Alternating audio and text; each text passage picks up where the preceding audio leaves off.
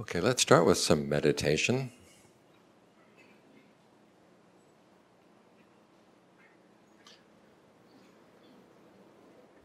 Close your eyes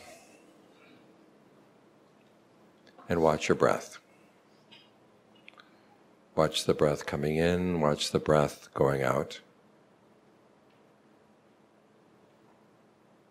And think thoughts of goodwill. Goodwill is a wish for true happiness. And because true happiness comes from within, your true happiness doesn't have to conflict with anyone else's. So start with thoughts of goodwill for yourself. Tell yourself, may I be happy. May I understand the causes for true happiness and be able to act on them.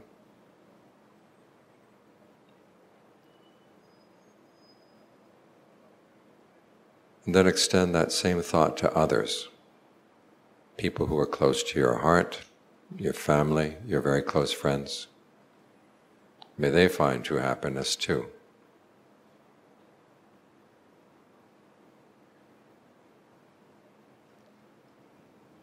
And then spread that thought out in ever-widening circles to people you know well and like,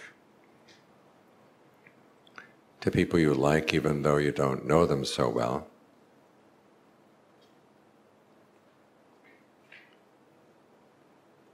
to people you're more neutral about, to people you don't like,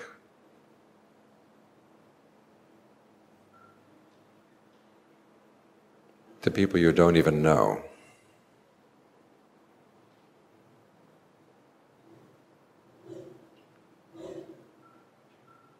And not just people, living beings of all kinds. East, west, north, south, above and below, out to infinity. May we all find true happiness in our hearts.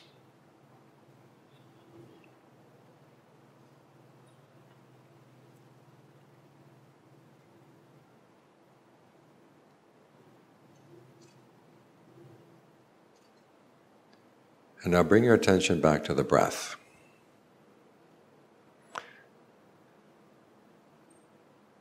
Try a couple of good, long, deep in and out breaths to notice where you feel this process of breathing in the body.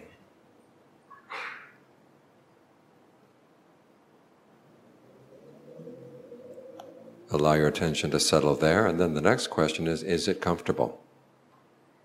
If the breath, long breathing is comfortable, keep it up. If not, you can change. You can make it shorter, more shallow, or in long, out short, in short, out long, heavy, light, fast, slow. See what rhythm or texture of breathing feels best for the body right now.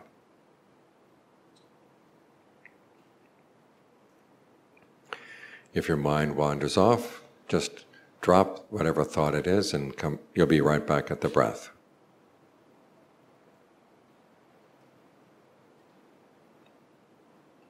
As for all the noises outside, think of your body being like a screen on a window.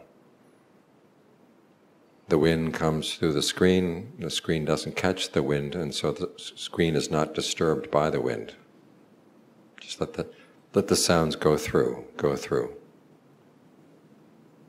You try to keep your awareness right here with the sensation of breathing in the body.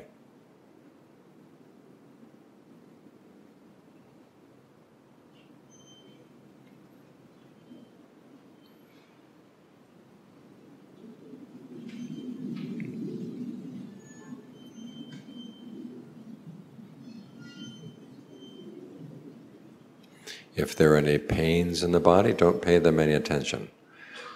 Focus instead on the parts of the body that you can make comfortable by the way you breathe.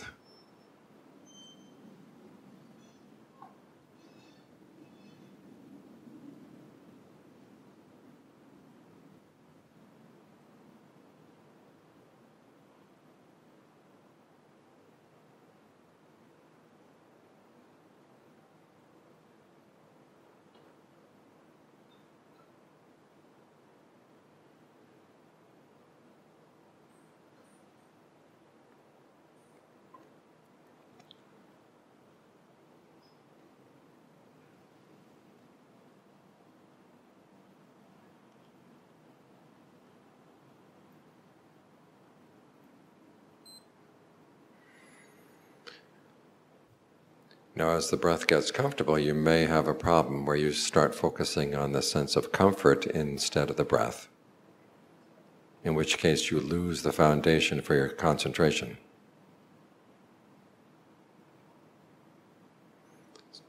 So to counteract that tendency, the next step is to breathe in and out aware of the entire body. And a good way to build up to that whole body awareness is to go through the body section by section.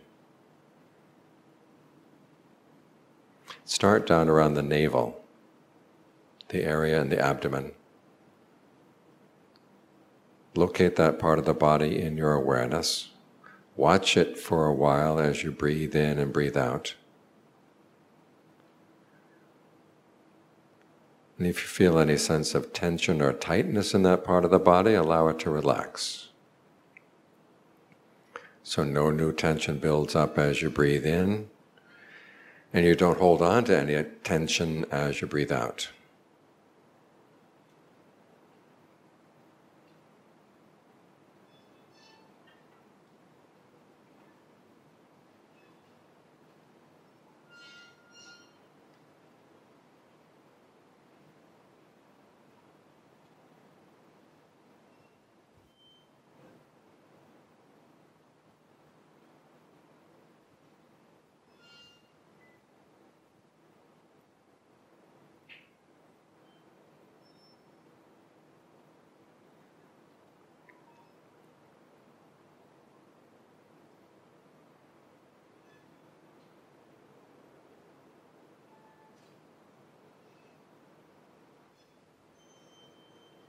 Now bring your attention up to the middle of the chest and follow the same steps there. In other words, 1, locate that part of the body in your awareness. 2, watch it for a while as you breathe in and breathe out to see what rhythm of breathing feels good there.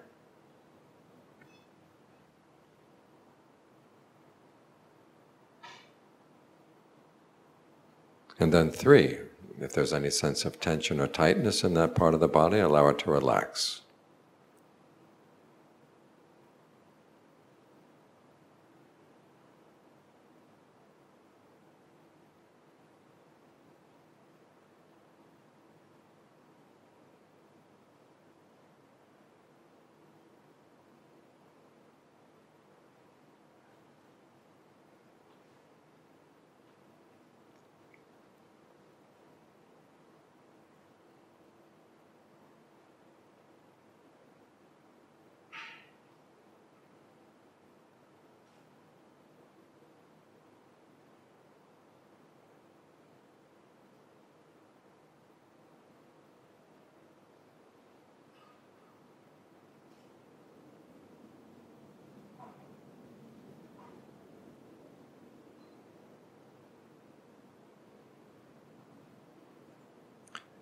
Then bring your attention up to the middle of the head.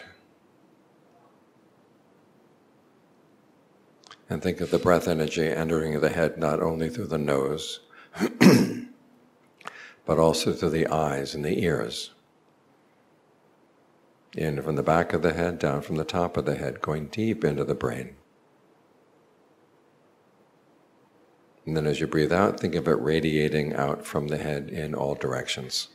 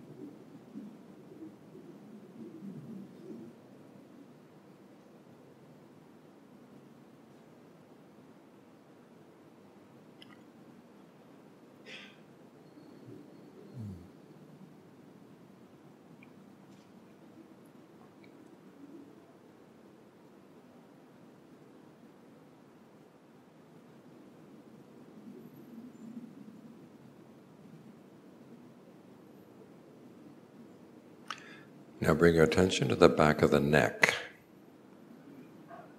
As you breathe in, think of the breath energy entering there from the back and going down through the shoulders and the arms, out to the tips of the fingers. And as you breathe out, think of it radiating out from all those parts of the body into the air.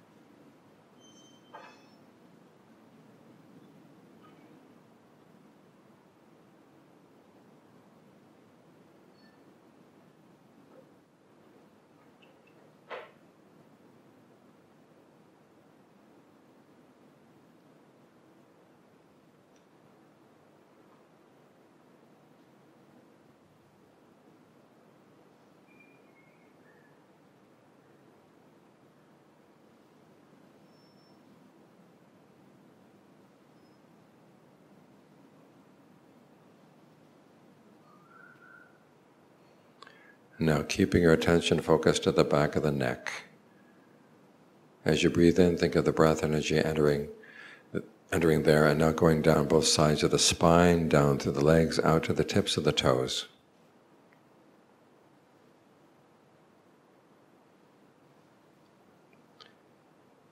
And as you breathe out, think of it radiating out from all those parts of the body into the air.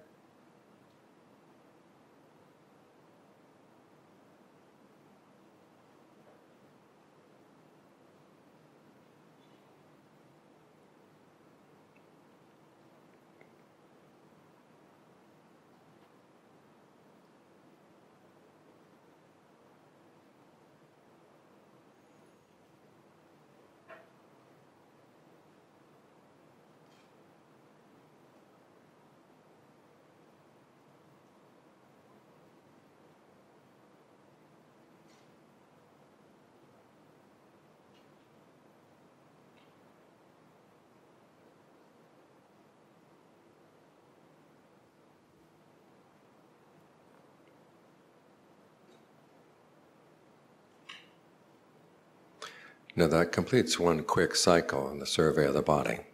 If you were meditating on your own, you could go through the body section by section, smaller sections at whatever pace you liked. But for the time being, choose any one spot in the body where it seems most congenial to focus your attention. Allow your attention to settle there, and then from that spot to spread out to fill the entire body. So you're aware of the whole body breathing in, the whole body breathing out.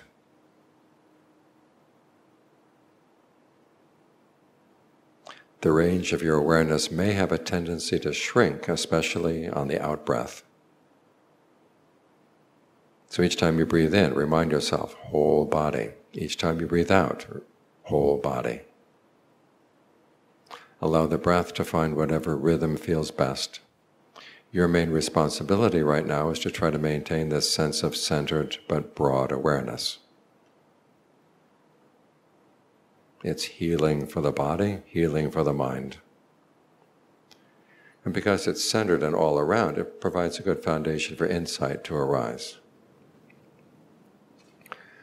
But for the time being, don't worry about the insights, just try to make sure the foundation is strong.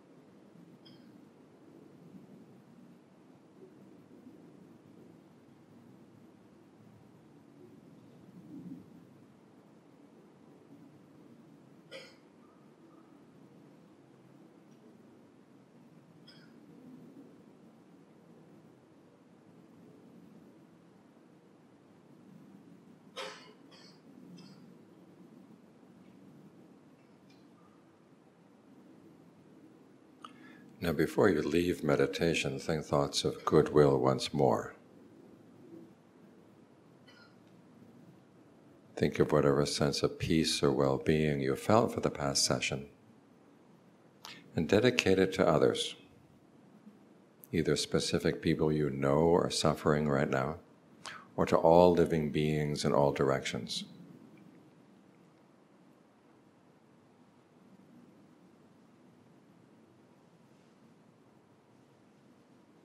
May we all find peace and well-being in our hearts.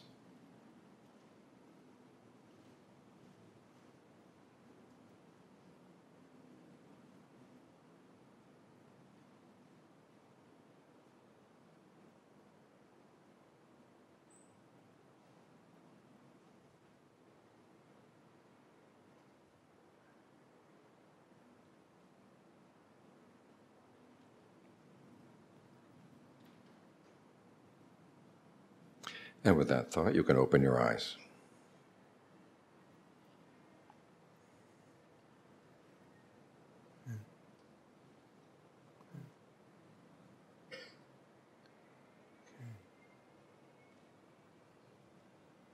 Okay. You sometimes hear of people listening to a Dharma talk and gaining awakening. And I don't know if that's going to happen tonight. Part of the responsibility is mine, and part of the responsibility is yours. The speaker's responsibility is to be a person of integrity and to teach the true Dharma. And the listener has to bring 3 qualities to listening. And so for tonight and tomorrow night, I'd like to talk about 2 of those qualities. The third quality is one we practiced just now, which is you try to bring your mind gathered into one to listen to the talk. Focus on what's actually being said. Don't let your thoughts wander around someplace else. And the other 2 qualities are appropriate attention and practicing the Dharma in accordance with the Dharma. So tonight's talk will be about appropriate attention. Tomorrow night we'll talk about practicing the Dharma in accordance with the Dharma. Appropriate attention basically means asking the right questions while you're listening to the talk.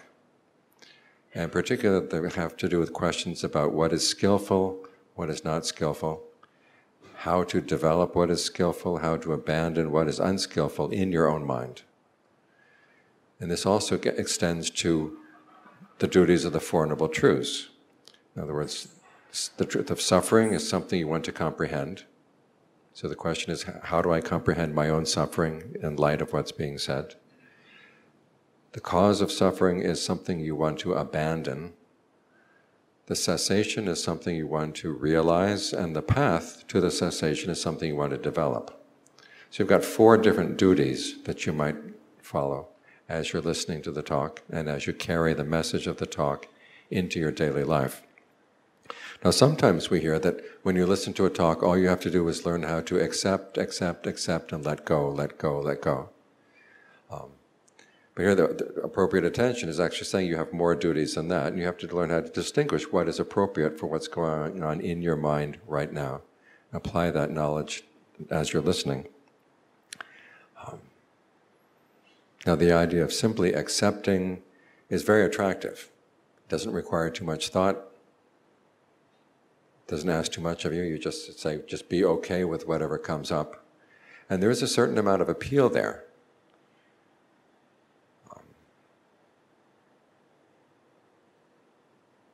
But also there's the problem that sometimes people say, well, I don't want to make an effort in my practice. I've tried making an effort in the past and it didn't work, and I find it's much easier and much more comfortable just not to make any effort at all, just to learn how to accept things, whatever's coming up in my mind, accept it as it is, not do anything about it. The Buddha gives an analogy, however. He said it's like trying to get milk out of a cow. And if you twist the horn, you don't get any milk, right? If you twist really strongly and with a lot of effort, you still don't get any milk, and the cow will probably kick you. And then you stop twisting the horn and you say, I feel much better not twisting the horn. It's easier on the cow, it's easier on me. And that's true, it is easier than twisting the horn, but you still don't get any milk. The purpose of engaging with a cow is to get milk out of the cow. And that's going to require an effort. It simply requires the right effort. In other words, you don't twist the horn, you pull the udder. You pull the udder, it doesn't require that much effort, but you get the milk. And so simply accepting is basically saying, okay, I'm not going to twist the horn anymore, I'll stop making any effort, I'll be okay. You can be relaxed, but you're missing out on the opportunity to get the milk. So you've got to bear that in mind. When that state of mind that says, I feel much better not putting any effort in, it's much easier just accepting the way things are, you're still not getting the most out of the Dharma. There's also a phenomenon that I've noticed. There are certain meditation methods that actually train you that you can't have any choices in the present moment, that you simply have to accept, accept, accept. And the more you engage in those kind of meditations, you develop a quality that the psychologists call learned helplessness. I don't know if you've heard of this, where you learn basically, I can't do anything, I might as well just give up. They did an experiment with some dogs one time. They put dogs in a room, it was a metal floor with bands of metal running through it, and they would give them electric shocks. And the dogs discovered that no matter where they sat down in the room, they were going to get shocks. So after a while then they moved the dogs to a second room. And in the second room, half the room, if they lay down there, they would still get electric shocks. But on the other half of the room, there would be no shocks. And so they put the dogs in the room, and the dogs just lay there. And even the side that were getting the shocks, they would take the dogs and they would pull them off from that side and put them on the other side to show them that there was a difference. But the dogs by that time had given up. So wherever they were, they just let the shocks go through them. So this is learned helplessness. And when you finally decide, after long practice of accepting or noting and not making any difference, you develop this quality of learned helplessness. There are opportunities to escape from suffering, but you don't take them because you've absorbed the message that you can't do anything about it. Now this is not what the Buddha is teaching. The Buddha is teaching there is an end to suffering, and you do have choices. Several years ago, I was watching a French TV show where they were interviewing a Buddhist teacher. And the teacher was saying the whole message of the Buddha is that you just simply learn how to accept things as they are, that you can't do anything to make any changes, and you learn to be okay with that. And the interviewer was saying, this doesn't sound right. Isn't this defeatist and pessimistic? And the teacher said, only if you think about it. Now, the Buddha was not the type of person to tell you not to think. You actually do have to think that there are differences between what you do and the results you're going to get, and you're going to have some power in terms of suffering or not suffering. Last May, I was in France teaching, and I was waiting in front of the hotel. I was going to be taken to a Vipassana group to give a talk. And I suddenly realized that I was standing on the sidewalk. This was my first time after having been in France for a couple of weeks where I did not have a translator. I was exposed. So what if someone comes up and asks me something in French? I can speak a little bit of French, but it's pretty poor. And sure enough, there were some telephone workers working on the other side of the street. And one of them saw me, and he came over. He said, "Marvelous, marvelous, you're just the person I'm looking for. Does Buddhism make you happy?" I said, "Yeah." He said, "How does it do that?" I said, "We have to learn how to be generous and learn how to be virtuous and learn how to meditate." "How do you meditate?" I said, "Well, we have a website." And it has information in French. So I gave him the address. Because he had complained. He said, "I need something. Because I have this miserable job and I'm surrounded by dishonest people. I need something to find happiness." And so I struggled through with my French and got out of there. And then I was picked up, went to give the talk. And the topic of the talk I was going to give that night was how the present moment is not the goal. We're not here just to arrive in the present moment and be okay. And so I told them the story about the telephone worker. I said, if I had told him, learn to be okay with your miserable job, learn to be okay with your dishonest friends, he would have walked away. And he would have been right to do that. That message would not have been all that helpful. I mean, basically the message that says that there's nothing you can do, you just have to learn how to accept things. This makes life meaningless. Because meaning in life comes from the fact that we believe that we have choices, we can establish goals, we can choose our goals, we can choose the way we're going to try to find those goals. And the way we act, we do have some control over what is going to happen in our lives.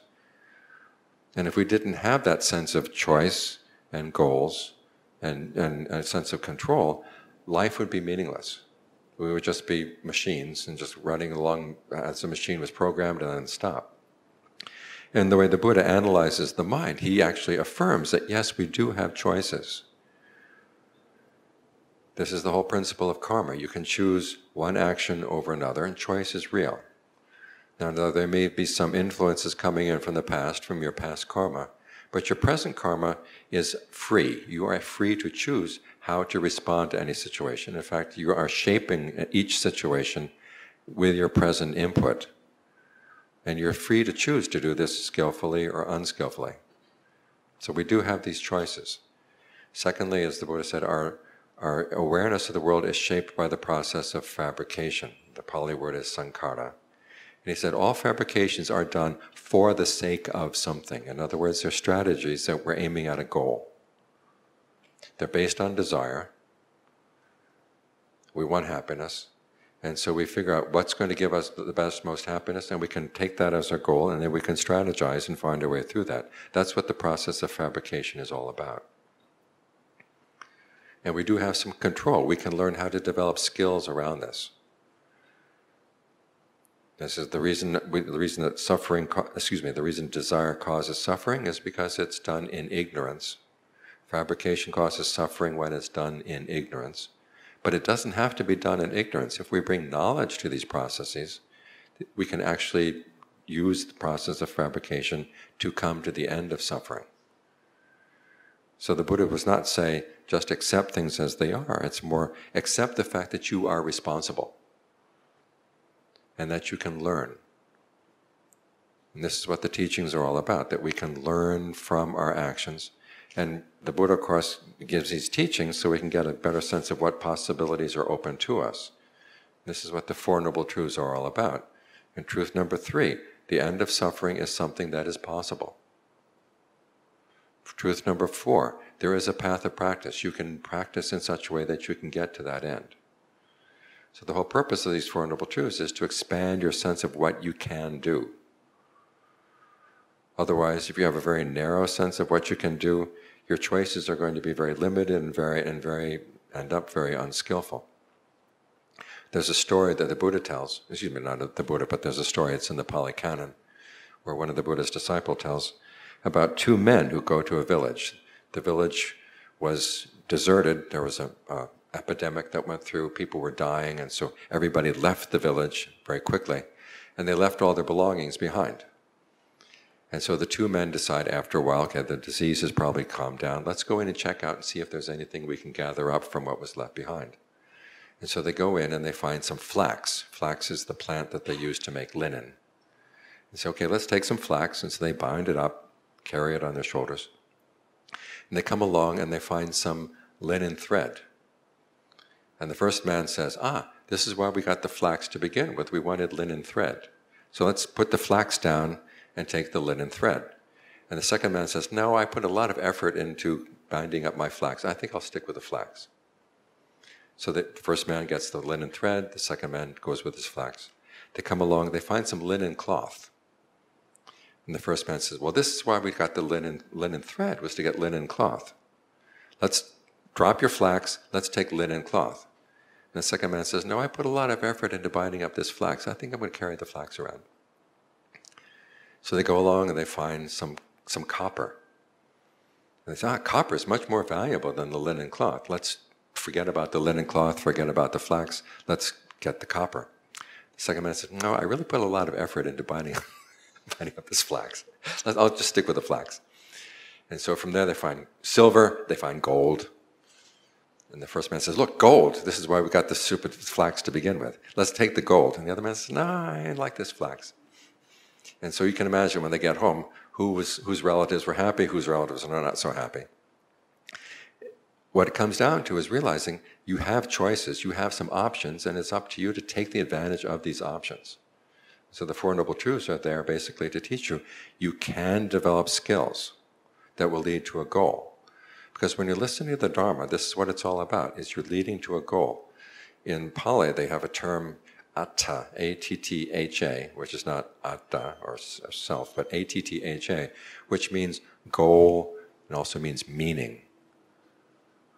Like the meaning of a word is its atta, but also the goal of the practice is also atta.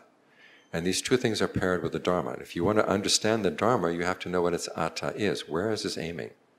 This is aiming to the end of suffering. It's basically saying it is possible to have a goal, and it is possible to have meaning in life by choosing the end of suffering as your meaning. And the universe itself is meaningless. It just goes around and around and around. You've been through it many, many times. As the Buddha said, you see someone who's very poor, you've been there before. No need to look down on that person. You see someone who's very rich and powerful, you've been there before too. No need to be jealous. John Fuang used to say that if there's a sensual pleasure that you really crave, remind yourself, you've had this in the past. It's nothing new. When you think about that a little bit, you say, well, if I get it again, I'm going to lose it again, I'm going to miss it again, crave it again, try to get it again. It just goes around and around and around. The universe on its own is meaningless. It does not have an atta. The Dharma, though, has an atta. Saying, we can show you, give meaning to your life by deciding, I really do want to put an end to suffering. It is possible. And I'll do what I can in order to do that. This is what the purpose of the Four Noble Truths is, to open your mind to that possibility. So if you really want to understand the Dharma, you, one, have to realize it is aimed at putting in an effort to arrive at this goal. And when you arrive at the goal, that's when you really understand what the Dharma is. Up to that point, it's not all that clear. You say, maybe it's true, maybe it's not. You may have some conviction, but what you really want is knowledge. There's another story that the Buddha tells about, started out with a man going to visit the Buddha. And after listening to the Buddha, he's very impressed. He comes back home and tells his friend, that Buddha, he's really awakened. And the friend says, well, how do you know? And the other one said, it's like being an elephant hunter going into the forest. You see the footprints of a big footprints. These have to be the footprints of a big male elephant. And I saw the Buddha talking with other people. People would come in order to defeat him in argument, and even before they opened their mouths, he converted them to his teaching. He's awakened. So the other man says, I'd really like to meet this Buddha someday. And so the second man has a chance to see the Buddha, and he tells him what the first man said. And the Buddha says, that's not the correct use of that elephant foot simile. Do you want to know what the correct use is? A skilled elephant hunter goes into the forest. He's looking for a big bull elephant because he needs a big bull elephant to do heavy work.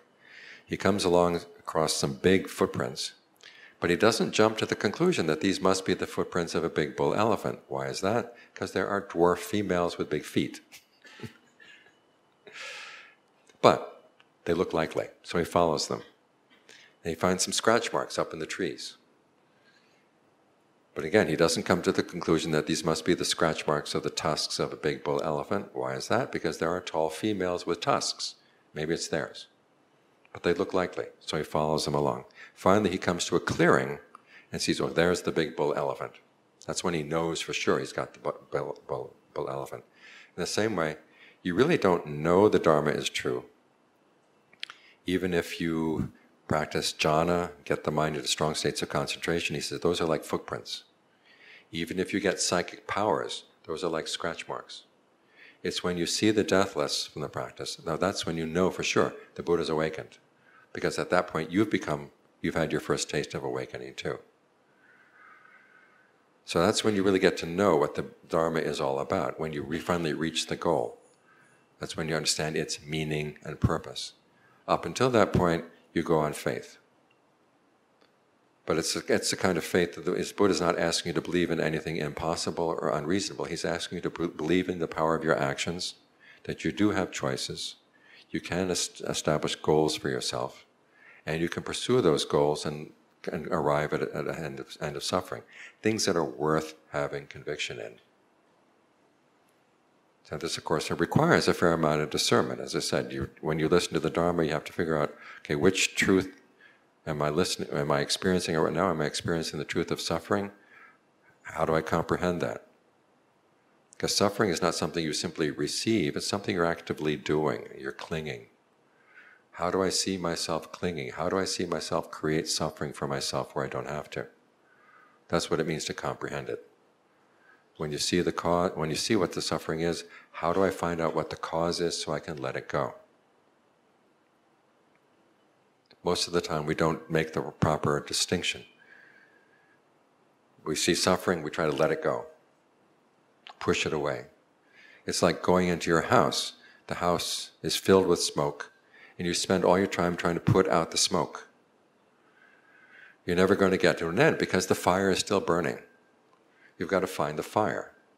When you put out the fire, the smoke will end on its own. In the same way, you have to find the cause. When you abandon the cause, that's the end of the suffering. So you have to learn how to figure this out. What am I experiencing around? Is this something I have to comprehend, or is this something I can abandon? And then with the path, what do I have to do in order to develop it? So it's a very proactive path, which fits in the fact of as I said, the mind is proactive. It's constantly fabricating things. And what we're trying to do is fabricate a path that leads to the end of suffering, instead of continuing to fabricate suffering. Now the question is, how about the qualities of equanimity, contentment, and patience? How do these fit into the path? Okay, they fit into the path in the sense that you learn when to be proactive, when to step back. Equanimity is not the goal. Equanimity is not a virtue in and of itself. When the Buddha taught equanimity, he taught it in the context of the four Brahmaviharas, which include goodwill, compassion, empathetic joy. So you don't just do equanimity all the time. What you're trying to develop is the equanimity of a good doctor. Now the good doctor has compassion and goodwill for the patient. If there's anything the doctor can do, the doctor will try to help. But there will come points where the doctor says, okay, I can't help here. Now if the doctor lets himself or herself get upset by this, then the doctor is not going to be effective in the areas where he or she can make a difference. And so you have to learn how to be equanimous selectively. Be equanimous about the things you can't change, so you can focus on the things that you can. Otherwise you'd be like a doctor. You go to the office and you tell the doctor, look, I've got this horrible pain in my side, and he says, accept it. You'd go and find a new doctor, you know. So you're not just developing equanimity all the time. You're going to learn how to be equanimous about the things that you can't change, so you can focus on the things that you can. Similarly when you're developing patience and endurance, okay, you don't just accept and put up with things. The Buddha recommends the endurance of a soldier. The soldier has to learn how to endure things. The soldier has to learn how to be patient when there are setbacks. Not just simply to be defeated, but for the purpose of figuring out, okay, how can I get around these difficulties? How can I not be thrown off course by this, so I can continue fighting and find a better way around the difficulties? So you're patient with the things that you have to put up with, but at the same time you're still looking for a way to get beyond them. The same thing goes with contentment. We learn how to be content with external surroundings as we experience in them, in terms of our food, clothing, shelter, those kinds of things. But we're not content with any unskillful qualities in the mind. Those are things that we have to learn how to get rid of, learn how to abandon. And the Buddha says, if you want to be mindful about unskillful qualities in the mind, you're mindful like in the same way as a person who's trying to whose head is on fire and is trying to put out the fire. So this kind of mindfulness does not just look at the flames, see the color of the flames, appreciate the flames. Your mindfulness is telling you, put the fire out. And so you practice what the Buddha says, lack of contentment with unskillful qualities, and even you are not content with the level of your skill until you put an end to suffering. Okay, that's where your discontent gets focused. As for contentment, You don't let yourself get worked up over the fact that your food may not be the best food, or your clothing may not be the best clothing, your shelter may not be the best shelter. Those things don't matter. What really matters is the state of your mind. I mean, it doesn't make any difference if you die well-dressed, if your mind is in bad shape.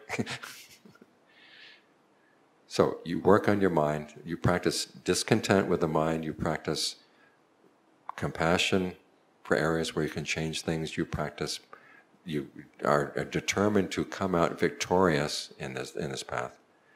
And that's the proper use of equanimity, contentment, and patience, so that you don't get knocked off course.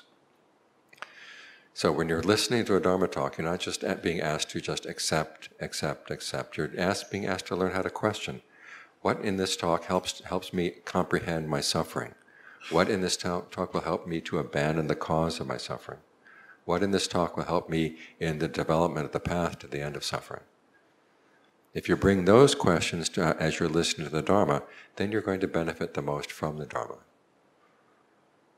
So that's your responsibility as you're listening. So, do you have any questions? Still pretty short. Question in the back.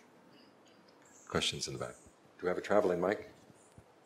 I think we only have one mic here. Perhaps you could stand up and speak out loud, starting from the front row. Yeah, go ahead. If you can, I think that passed me. I'm a bit excited to talk. A certain question about my recent past experiences. So actually I was diligent practicing a couple of years before. I also was ordained in Thailand shortly.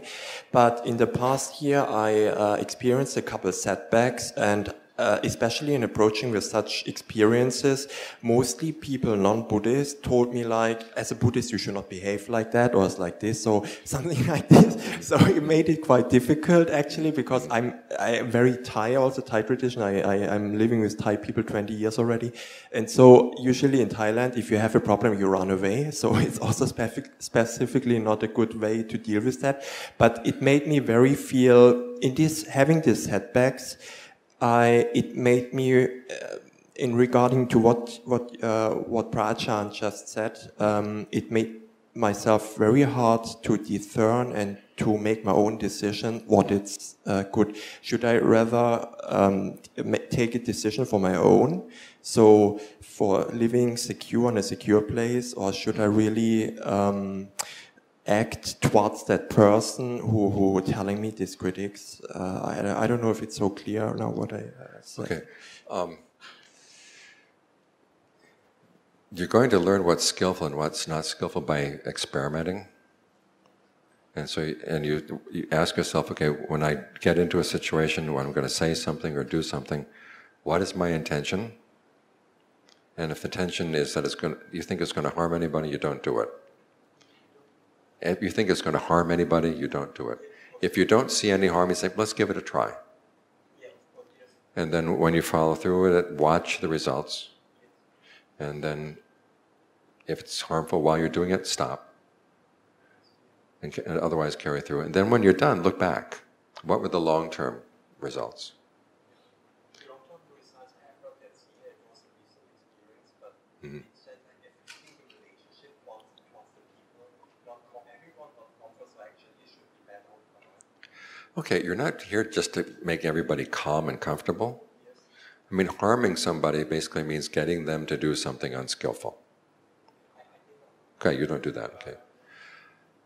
Sometimes people will get upset, but you can't be responsible for their emotions. Okay. Otherwise, people's emotions are going to run your life. Okay. Yeah, okay. So, okay, as long as I'm not intending to harm anybody, the action was okay. Now, try to be a little bit more skillful in deciding when you're willing to say something uncomfortable and when it's best to say something that's more pleasing. That's when you're going to learn this through experience. There's no hard and fast rule.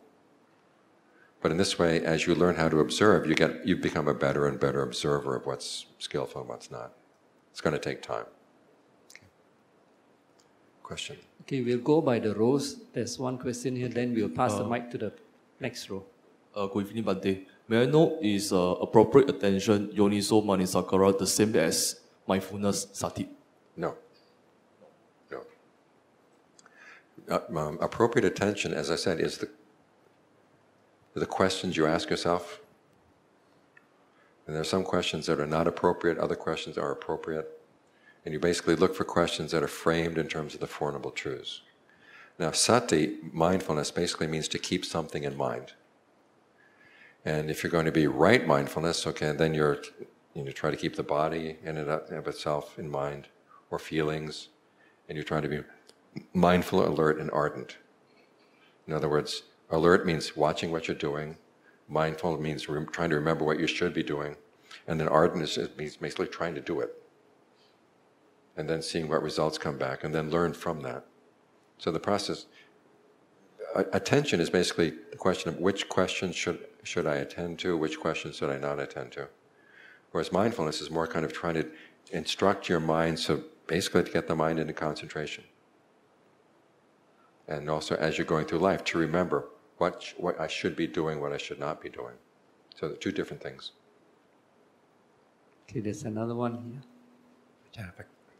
I have a question regarding meditation. So you were talking about proactive in the practice. So recently my meditation, I realized that when I'm aware of the kilesas, if I don't, do anything about it, I'll just be aware, the kilesas get stronger and stronger. But when I realize that when I try to relax, because I realize that when the kilesa arise, the body gets tense up a bit. And when I relax, the kilesas slowly gets weaker and weaker. And as I keep on doing that, experimenting here and there, I realize as I'm relaxed more, the kilesas is gone. And then I bring it back to my breath or mutto. Am I doing it right, and should I continue doing it? Yeah, what you're doing, it's called a process called bodily fabrication, where you relax the breath energy in the body. And that's one way of dealing with your defilements. Now, it's not going to work all the time. It's like that story about the cannons that the British set, during World War II. They put them on Sentosa thinking the Japanese were going to come from that direction. And the Japanese came, from woodlands, And so if you start just saying, okay, whatever my kilesas come up, I'm just going to relax, relax, relax. The kilesas say, ha, ha, ha, we're going to get around you. So use it when it's helpful, but also realize you're going to learn how to reason with your defilements too. And that's what verbal fabrication and mental fabrication are. The images that you hold in mind, that's mental fabrication. The way you talk to yourself about them, that's verbal fabrication. You're going to need to use all three. But learning how to relax around it is, it's a good step in the right direction. Second row, anyone wants the mic? We'll pass it down. No? Okay, third row, anyone? Just pass the mic down. Perhaps raise your hand. I thought I saw someone raise their hand behind. There were hands before. Where'd they all go? Yes. Okay. Can pass the mic back.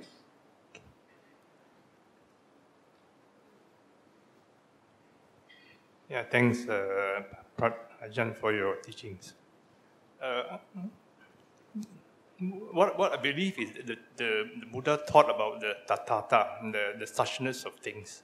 So, in relation to your acceptance of things, I believe we have to accept what is, meaning that the suchness of things, and not argue with what is. That is basically what we mean by acceptance. So, just like, for example, if it was raining just now, if I keep arguing with why should it rain, why is it raining, I'm going to come to the top. It's not going to get you anywhere. So, we accept that it's raining, let's see what we can do. Come here. So how is that different from not accepting the non-acceptance they are talking of the tathata? Okay, well, you can't do anything much about the rain, right? Yes. Okay. If a defilement comes up in your mind, you should be able to do something about it. I mean, when you accept the fact that it's there, but you realize, okay, I'm helping to create this and I don't need to, and why should I do it? When the Buddha talks about suchness, he's talking about the quality of the mind of an arahant, someone who's been totally trained. I mean, there does come a point where everything gets let go at the end of the path. But you don't let things go until you get to the other side. It's like that raft, you know, the image of the raft going across the river. You hold on to the raft as you go across, and then you let go when you get to the other side. So the suchness of the Arahant is the point, okay, when you just accept, okay, now that the path has been fully developed, all I have to do is just let it go. But you don't let it go before it's done. You have to do your work to put it together. If you don't, and not just hold on while you go across, but you also have to put it together on this shore. It's important to realize with this image of the raft, the Buddha is not saying there's going to be a nirvana yacht that's going to come over and pick you up and take you back. You've got to take what you've got and put it together and make it into a raft and then hold on. So you accept the fact that the river is there, you accept the fact that the trees are there, but you make a raft out of the trees and the vines, and you hold on and you swim. Thank you. That's the distinction.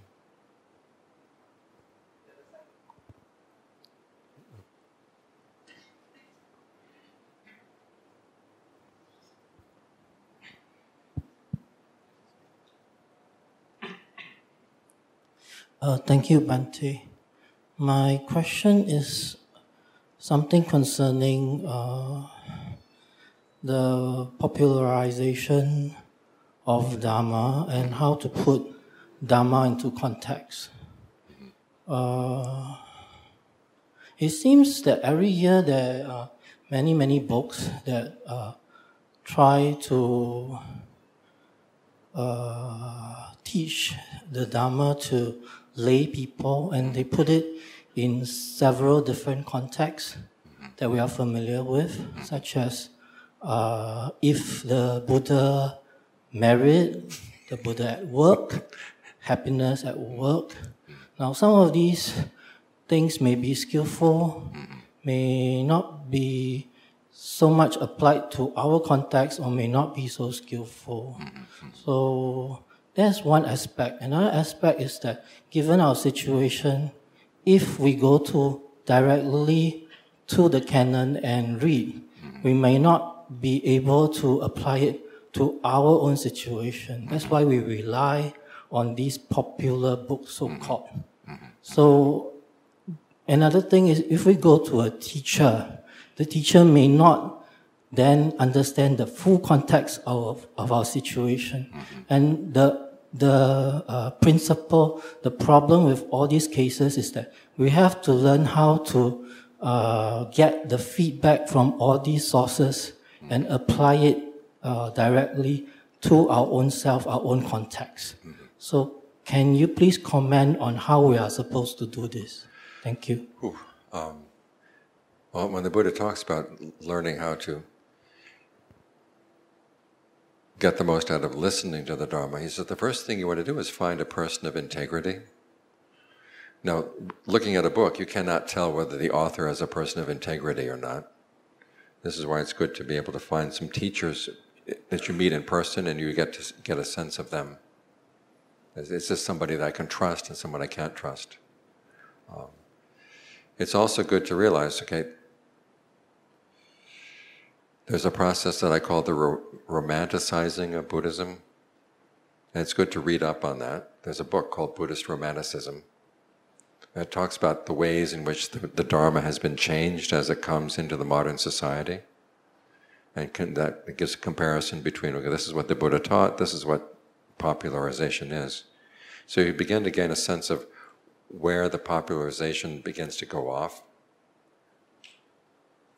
And when you have that kind of background, then you can read other books and listen to other teachers and get a sense, okay, this person is going in line, this person is going away. That's the best advice I can give. The other piece of advice is move to Valley Center, California. By the way, Valley Center, California is where Prajahn is that's where my monastery is. Okay, that's Metaphorus Monastery. Doctor has got a question. Can you pass the mic to Doctor over there? Yeah. You, behind. Sitting right there. number two. Well, there's a lady right there, right. No, next to the yes. Right. Bhante, I sense from your talk that you're asking us not to let go too easily. Right. So the point in which you want to let go obviously requires a lot of maybe wisdom at times. You were talking about the good doctor. The good doctor gives good advice to the patient, but the patient refuses to accept whatever the doctor feels is the right thing for the patient. So that gives rise to a lot of suffering if there is no acceptance on the part of the one giving the advice. So at some stage, he needs to let go. Right. And there are many, many instances of that. Yeah. And I think Bhante knows that amongst healthcare providers, there's a lot of suffering Yes. amongst the caregivers. Want to say something about that? Well, just that is realizing that the cure is not going to be depending only on the doctor, but the cure will also depend on the patient, the patient's cooperation. And a good doctor tries to figure out how can I get the patient to go along with this. I mean, have you read any of the stories of Jivaka, the Buddhist physician in the Pali Canon? He was very clever in getting people to go along. And so that's going to be part of a doctor's psychology, is you really, try to get the patient to want to do this. But then you keep, it's not just doctors. Dharma teachers have problems with students, You tell the student, turn right, and they say, no, I'm going to go left. And then just to be ornery, you say, okay, go left. No, I'm going to go right. And there comes a point you say, okay, I'm doing this as my gift to the world. Now, whether this person accepts the advice now or maybe later on in life, who knows? But hopefully there will be some impact. But there comes a point where you have to realize, okay, this does require the cooperation of both sides. And if the patient does not cooperate, it's not your fault.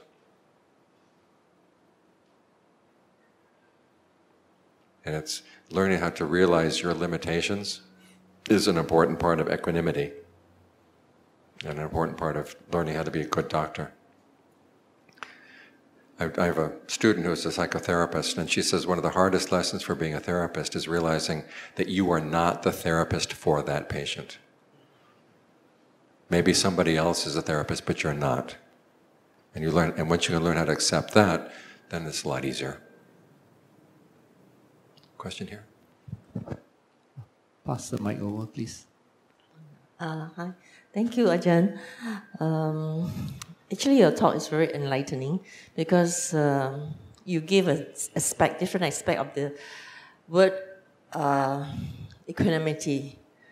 To me, I thought that is the all and be all, Learning to be a Buddhist, you are equanimous, and you handle everything. It's like having a big shield around you, and nothing can hurt you because you are equanimous. And I was quite satisfied. That makes you get along with life pretty well, But today, you mentioned something about deafness. And that one is something that you say, like the elephant track, the footprint, all this are not real. It's like, okay, you're equanimous, but that's not the real thing. Right. So I haven't been getting the real thing, So I don't know whether I have got deafness. I don't think I can see that or even realize that I have it in this life. How do I know that I have it? Okay, you have to work toward it. It's a goal. And equanimity is part of the path, but then there are other qualities you have to develop as well. If the Buddha could take it out and show you, say, here it is, deathless, he would have done that. But there's no way they can show it to you. But he promises, okay, when you follow the path, this is going to be the result that comes.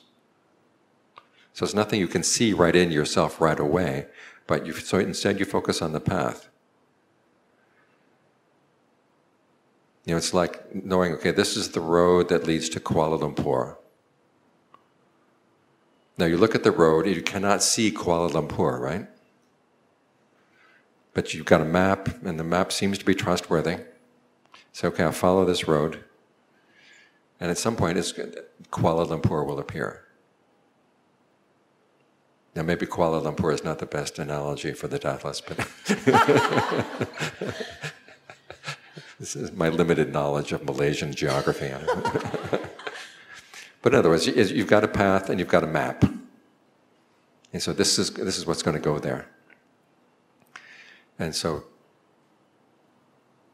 but that's as far as that analogy takes you. There is a map, and it's going to say you have to turn left, you have to turn right. There are a lot of things you have to do. You cannot just say, I'm just going to be equanimous, I'm going to accept whatever comes up.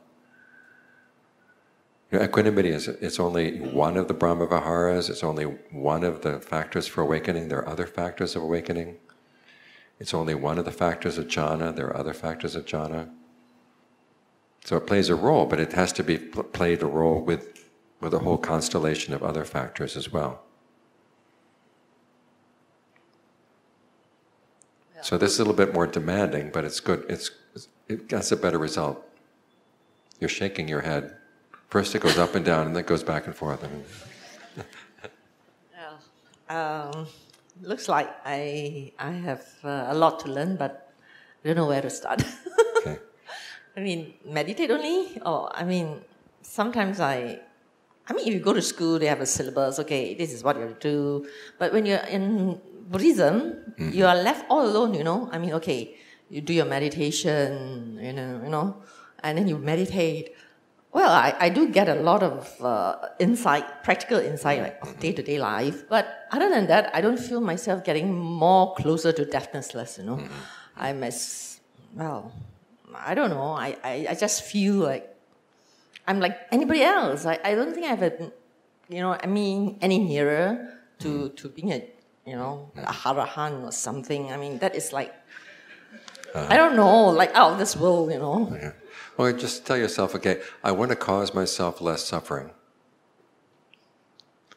And you can see, okay, the suffering is getting less and less and less and less and less.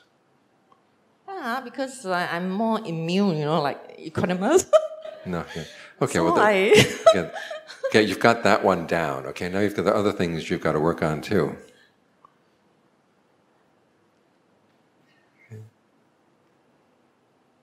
I mean, there's virtue, and there's concentration, and there's discernment.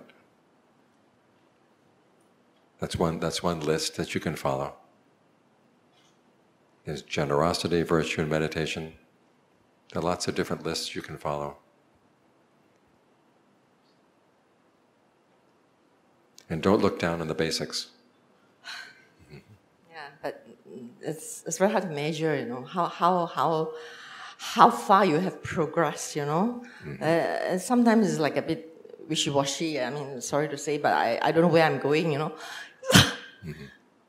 It's just like in a big sea. I'm swimming, but I don't know whether am I getting nearer or I'm just staying in the same place, basically, you know. Okay. The problem is that the Buddha's analogy is like you're using a hammer. And you know, as you use the hammer every day, that the handle is getting worn down, but you can't see it diminishing. But if you come back and you look at it a year later, it did wear down. So try to take the long view. Okay. There's a question here. Okay. The question here. Okay, come.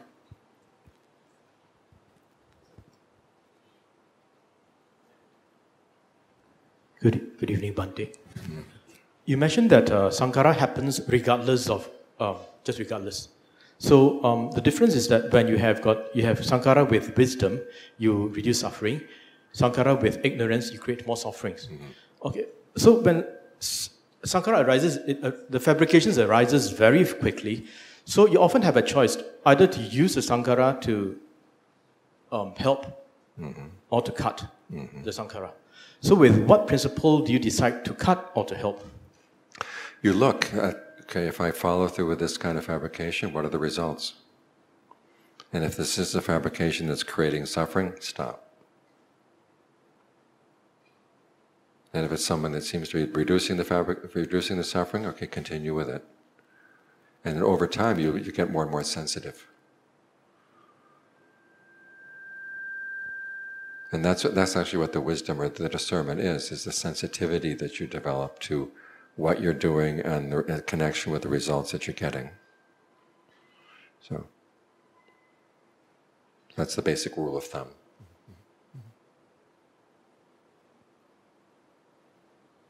Okay, goodbye.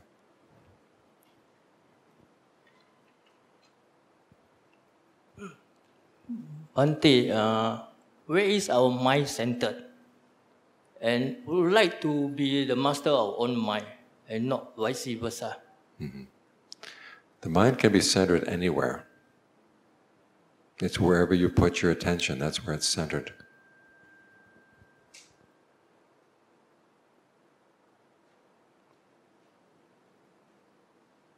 So try to keep track of all the different places where it goes, and you'll find that it's all over the place. Now the Buddha talks about something he calls the process of becoming, where you get focused on a particular desire, and then you start building an identity around that desire, and then there's going to be a world that also forms around that desire. And the combination of the identity and that world, okay, that will be the state of becoming. And those can be centered in many, many places. Like after the talk tonight, you can think about, oh God, here I am in Singapore, food heaven. Where am I going to go eat tonight? Okay, then your stomach becomes a big part of you at that point, and your taste buds, and also your wallet that can buy the food. Okay, at that point, okay, then your mind is centered on those things. And then after you've been well fed, then you start thinking about something else that you'd like. Okay, then you can get centered on that as well. Now, I didn't hear the last half of your question. I just heard the first half. You asked about where the mind is centered, but then you had a second half to the question.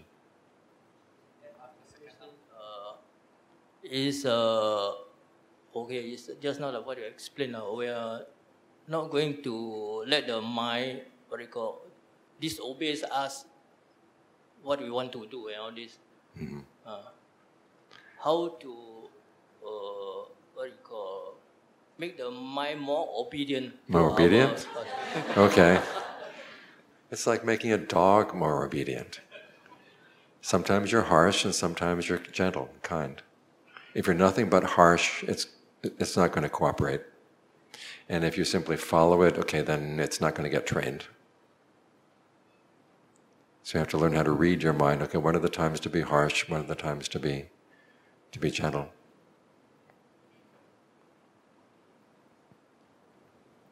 Rajan Khat, there's a question here.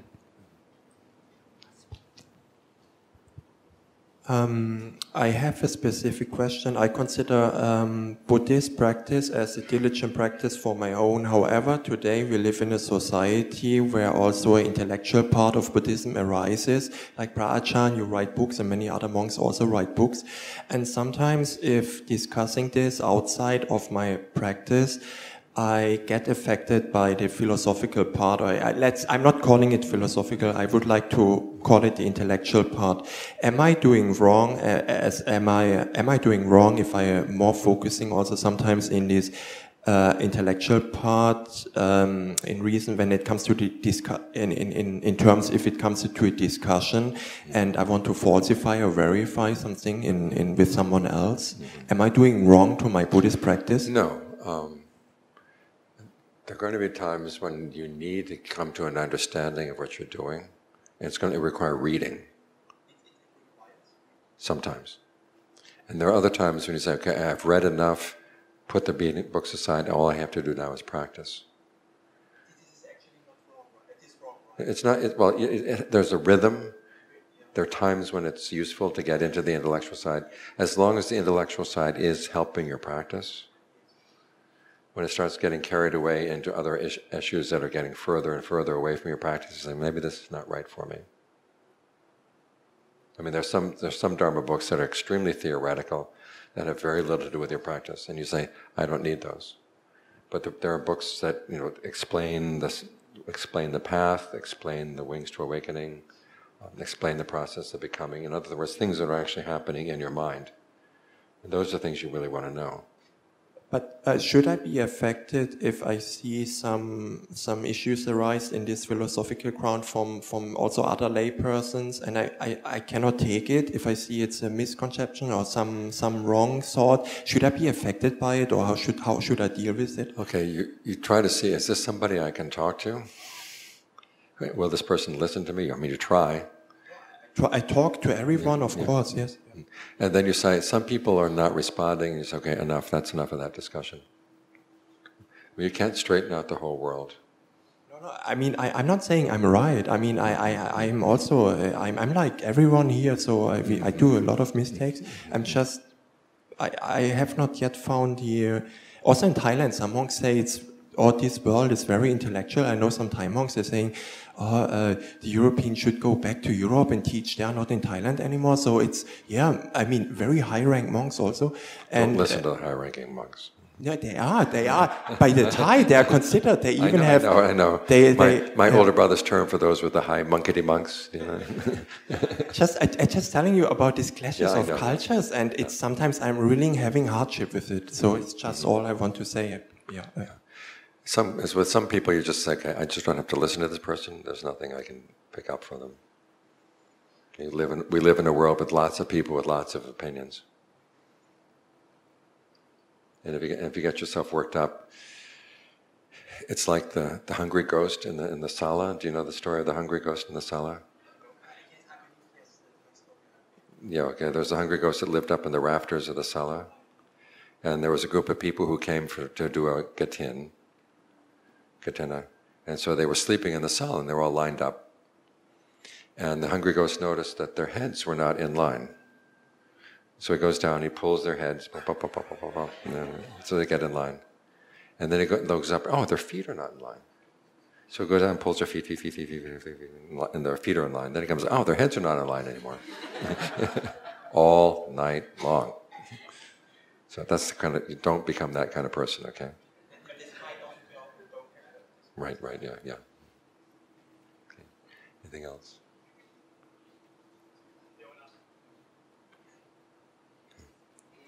More in the back. Okay, go ahead.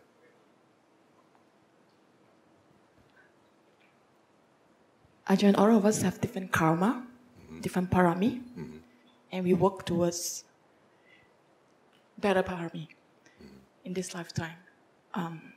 This is something new I learned, Attaha. The first time I met you, you talk about the banana, make sure we keep the skin first as we travel to the path to the goal. At this point, as a lay person, most of us are lay people, what would Ajahn recommend the purpose or the meaning while we work towards our parami? Okay. Okay, the paramis, in fact, that's the topic of tomorrow's talk. and I can guarantee she's not a plant, okay? Okay. You know that this is your goal, and this is the way to get to the goal, so you focus on the way. In other words, as I said, suppose you know that there's this road that goes to a mountain, you can see the mountain on the horizon, and you know this is the road that goes there. Now, if you spend all your time looking at the mountain, you go off the road. So you say, look, I've got to focus on my next step. What are the qualities? You look at the different bardamis. Which one am I lacking? Work on that. What are my strengths? So you can build on your strengths. And sort of, instead of trying to aim all the way at the end, so I'm going to slice this job down into smaller jobs so it becomes more and more manageable. And you work on what you can, step by step by step by step. Because otherwise, you live in this world, and if you take anything else as your goal, it's going to be destroyed. Like You suppose you decide, okay, I want to work in the government and I want to do a really good job in the government, and then the government changes and they throw out what you did. And this is what happened to my father. And so if you're measuring your success in terms of things outside, that's dependent on other people. Whereas if you measure your success in terms of the good qualities you can develop in your heart, okay, that's something that's totally within your control. So focus on that.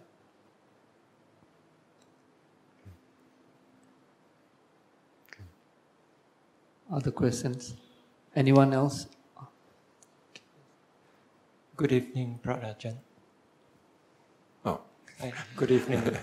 How do we discern between the process of letting go and the process of giving up? Because as you can see, Buddhist practitioners are very much alone. And mind training is very much a lonely affair. Mm-hmm. And it's easy to fall into a nihilistic approaches of it without being aware of it. Mm-hmm. What should we do to check this against such? I mean, this is why they have teachers. Try to find a teacher, somebody you respect and somebody you trust. And if you can't find somebody you trust, you say, look, I've got to make myself more trustworthy. In which case, always try to err on the side of doing too much, pushing yourself a little bit too hard. And then when you realize, okay, this is too hard, then you back up. Because otherwise you say, well, I'll take the easy route. It just gets more and more, I'm thinking in Thai, that was a good English word, everything just kind of dissolves.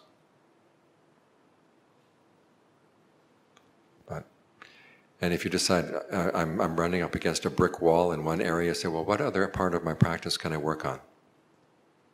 Maybe if I develop strengths in one other side, then I come back and deal with this problem. That's how you guarantee against giving up. You say, well, I'll just let go of this for the time being as I work on something else, and then I'll come back.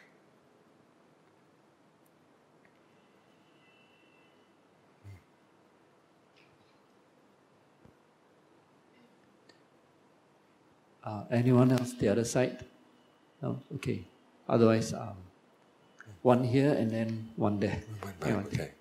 And one over there.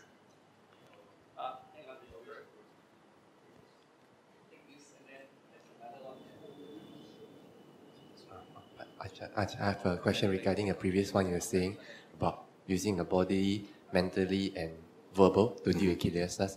Can you elaborate more on how to use these three and when should we use it appropriately? Okay, you can use all three. Sorry? Use all three. When should we use it? Okay, I'm going to tell you. Suppose you're angry. Okay, first thing you look at is, how am I breathing? How is my body? Can I relax my body? Can I breathe more calmly? That helps you think more clearly. And then you ask yourself, what am I telling myself about this other person that I'm angry about? Can I change the commentary in my mind?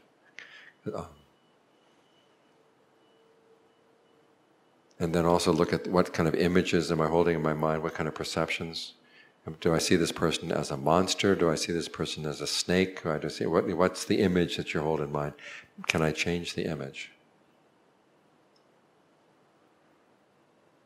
And one of the images that you might have in mind is that it doesn't matter that I'm angry at this person, and it's basically your image is that you are a judge, you're sitting way up on a desk, way up on a judge's seat, and that other person is way down there, and whatever you decide about that person has no effect on you, so you can just dismiss the person. And the Buddha says, hold in mind a different perception, which is that you're coming across a desert, your heart hot, trembling with thirst. You need water. You find a little bit of water in the footprint of a cow. And you realize if you scooped up the water, you would make it muddy. So what do you have to do? You have to get down and slurp it up.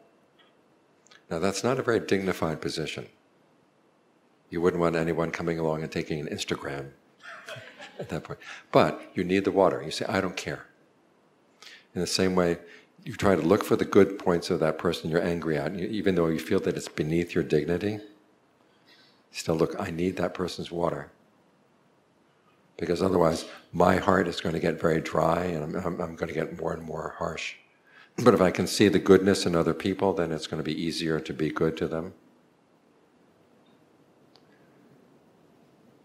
Otherwise, you're like the...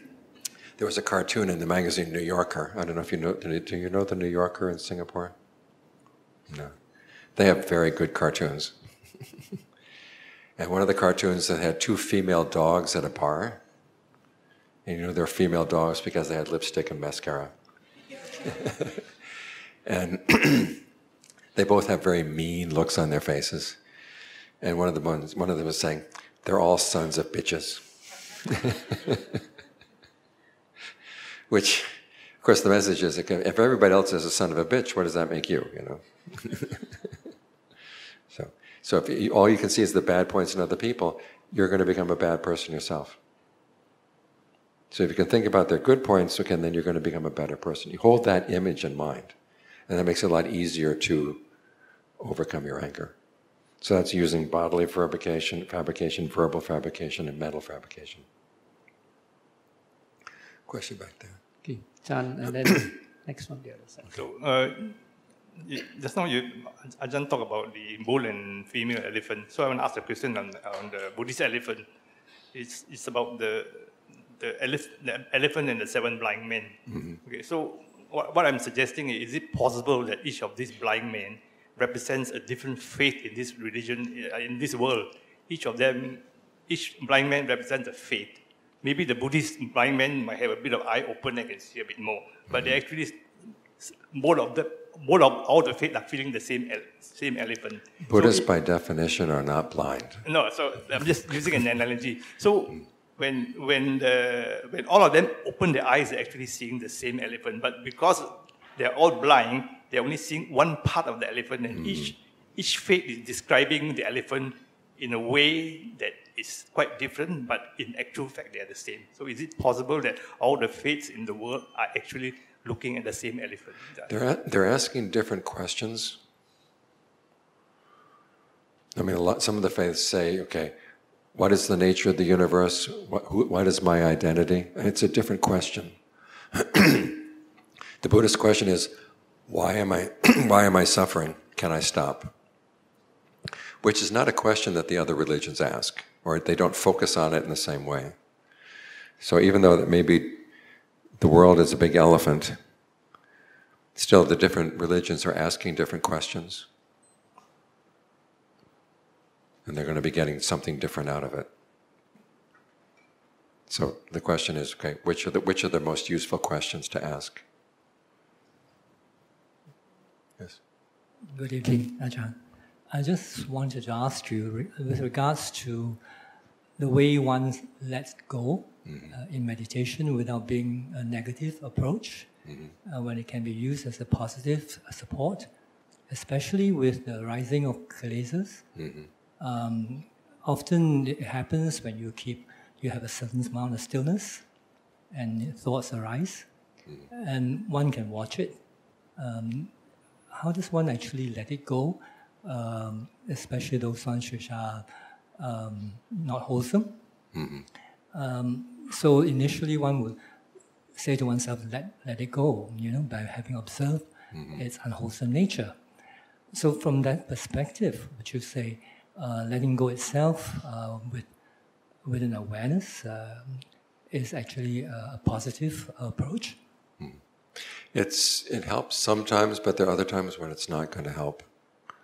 And with each case, the Buddha says there are two things you have to look for. One is, what is the allure? Why do you like that kilesa? And then the second is, what are the drawbacks? Now, the hardest thing to see is going to be the allure. Because often we like anger, we like greed, we like lust, for reasons that we don't admit to ourselves. And until you can learn to admit it, you can't see, well, this is why I go for it, and then you can't compare it with the drawbacks. When you actually see the genuine allure, this is why I like that, and you say, oh my gosh, this is horrible. That's when you can let go. So sometimes you can't see why you like it, but it's okay, you watch it for a while, Say, I'm not going to give in, but I'm just going to watch this. It's going to come and go and come and go. And that's an important thing to see, is that it's not constantly there. But when it goes, then you pick it up again. Okay, why did you pick it up? What reasoning? And the mind will have many layers of reasoning, and you're going to have to dig down through those layers until you really let go. And basically what the point of letting go comes, it's not when you tell yourself to let go, it's when you say, oh, this is so stupid, I don't know why I'm holding on. This is why when people gain awakening, there's no pride that comes with the awakening, because they will realize how stupid they were. So, okay. Anything else? No. Yes. One more here.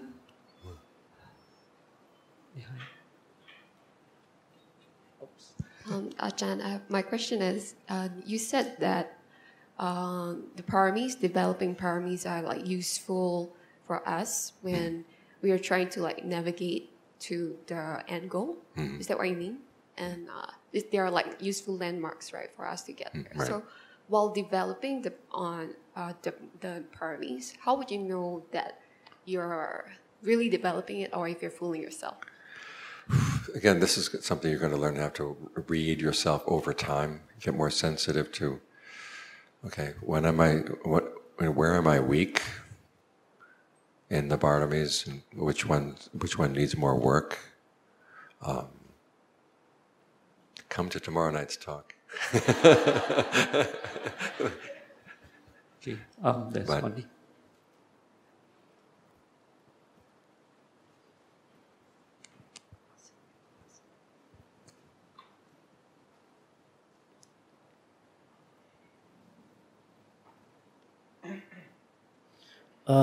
Dear Bhante, my question is somewhat related to the previous question about mind being centered. Yeah, you said it is like centered wherever you think about something, it's centered there. But I was taught that the seat of the mind is at the heart, and I experienced that if you try to calm yourself down, it is or meditate, it goes there and then it comes. Then you try to bring it back, it goes there, then you try to bring it back. That's not my actual question. My actual question is that some of us have very active minds, as in they go all over the place. And if you go to a psychiatrist, they'll say you have a problem, you have ADHD, you're too distracted. But is there a skillful means or a separate path for such people with very active minds, other than you go to a teacher and then he says, oh, you just need to do more meditation, you just need to sit more? Okay, well, some forms of meditation require a lot of thinking.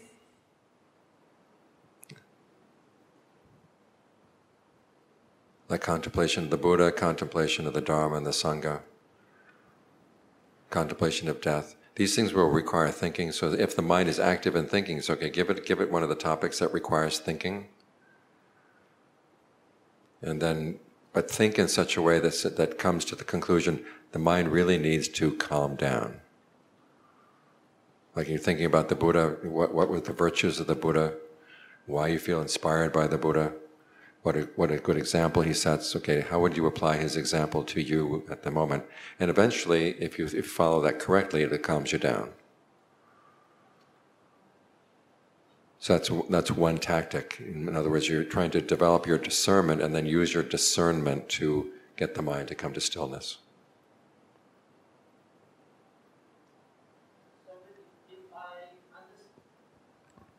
Sorry, if I understand you correctly, that means that you don't start with normal, formal sitting meditation. You start on one of the contemplations. Okay, you sit, but you do the contemplations.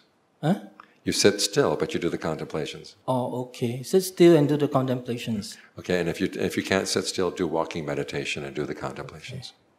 Okay. At what point do you change to another method? When you get tired. Okay, thank you. Thank you, Bhante. Okay. Any more? Okay. Just to check on the reference, Mm-hmm. you mentioned to check on the book Buddhist romanticism. Okay, Buddhist romanticism. Who is the author? I found the audio recording, but not the book. No, we do have, I stand corrected, but please check with Keith, our administrator. A few years ago, I printed copies of them. We may still have some of them here. You printed Buddhist romanticism? I think I did. Not very sure. I think I did. I'm not very sure. You can get it at dhammatalks.org. Yeah. I have it on. Yeah. Yeah. Thank you. Okay. That's an awfully small format. Only the audio version. No, it's a book. There's no audio version. No, it's a book. It's a book. Okay. Okay. Okay. Anyone else with a question? Yeah, there's one behind you and then one at the pillar. Good evening, Bhante. Just want to ask about breath meditation. It seems like for me, the breath meditation, the very act of doing the breath meditation, there's a process of like fabrication. So just observing the breath itself, there is an element of shaping the breath. So from my understanding, is sankhara, is a body fabrication. So is it true that maybe the arahats, when they touch the deathless, they breathe differently, or they breathe in a very different way? At that point, they're not aware of their breath at all. I mean, there's no sense of the body in the deathless. But after they come out? After they come out, they breathe like normal people.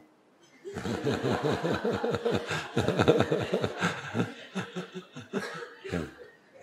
Question over here. Okay, one at the pillar next to Chan.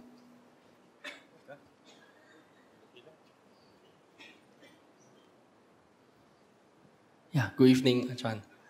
Actually, I'm asking for the sake of my daughter. So I have two questions, but they are related. So the first one is, if I want to study to be a doctor, but during the course I need to harm animals, like dissect live animals, should I just forget about it? Dissect live animals? Yeah, it's part of the course. That means dissect them live, so you cause them suffering. To be a doctor, otherwise you cannot pass the course, or you're going to lose marks. So should I just forget about it? Then the second question is related. If I become a lawyer and I'm assigned to defend someone I know is a criminal, but I know if I defend him well, he'll get off scot-free. So I purposely lose the case. I'm actually asking for the sake of my daughter. Okay. Okay. Yeah. Thanks. Never intentionally lose a case, okay? Even for the criminal, you try to give the criminal as much justice as possible.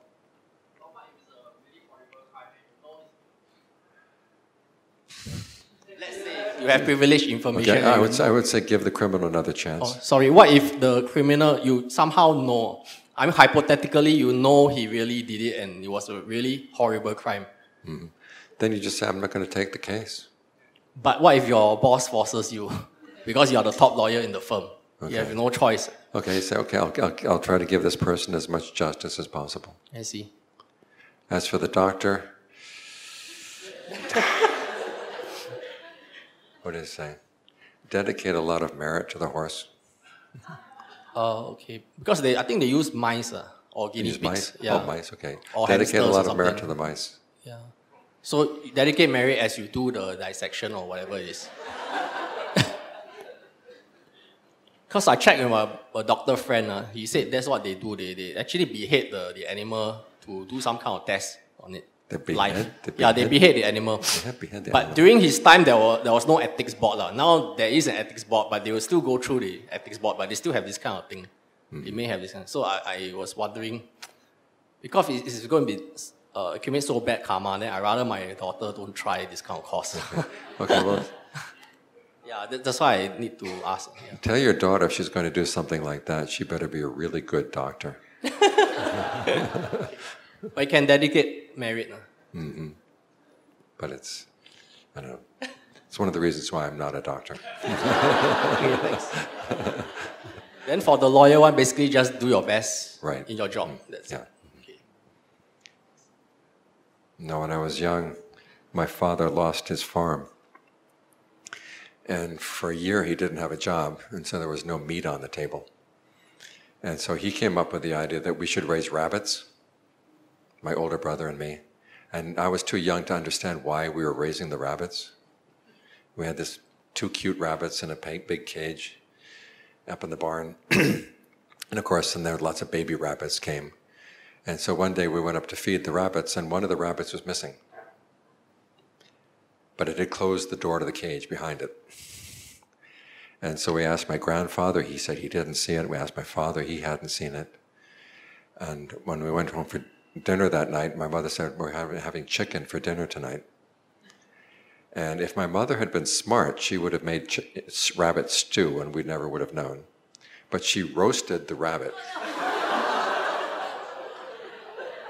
And I was old enough to count. And it didn't have 2 legs, it had 4 legs. And I finally realized, 1, that they had killed our rabbit, and 2, my mother lied to me. I was beside myself. I refused to eat it. So that's why I'm not a doctor. So, okay, thank you for your attention.